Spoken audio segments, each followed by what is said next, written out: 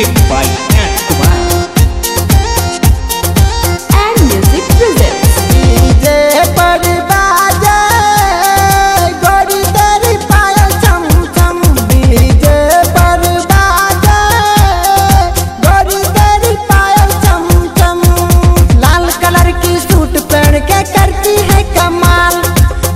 कमर लचका के तूने कर दी है धमाल। तेरी ओठ बाबरी रस से भरी है मधुबन।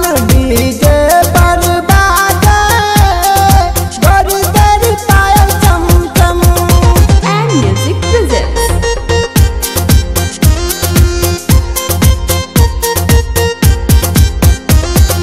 रूप तेरी अलबेला छोरी लगती है तू प्यारी। गोरी चिट्टी रूप बना के आई है तू नारी। रूप तेरी अलबेला छोरी लगती है तू प्यारी। गोरी चिट्टी रूप बना के आई है तू नारी। तेरी चाल सावरे हिरन से भी लगती ना कम। डीजे पर बाजे गोरी तेरी पायल चम चम।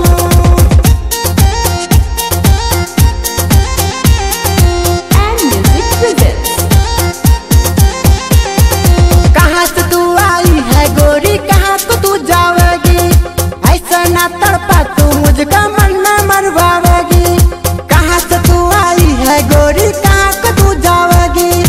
ऐसा ना तड़पा तू मुझका मन में मरवावेगी। मेरी साथ तू हो जा दिल में मची है सन सन। डीजे पर बाजे गोरी तेरी पायल चम चम।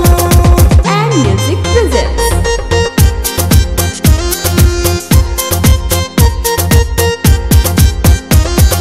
कितने दीवाने हो गए तेरी डांस तो मतवाड़ी। राजू मानिस मांगे दे दे उठ के अपनी लाली। कितने दीवाने हो गए तेरे डांस तो मतवाड़ी। राजू लक्ष्मण मांगे दे दे उठ के अपनी लाली। बरसात करा दो बिन बादल के गोरी हम। डीजे पर बाजे गोरी तेरी पायल चम चम। लाल कलर की सूट पहन के करती है कमाल।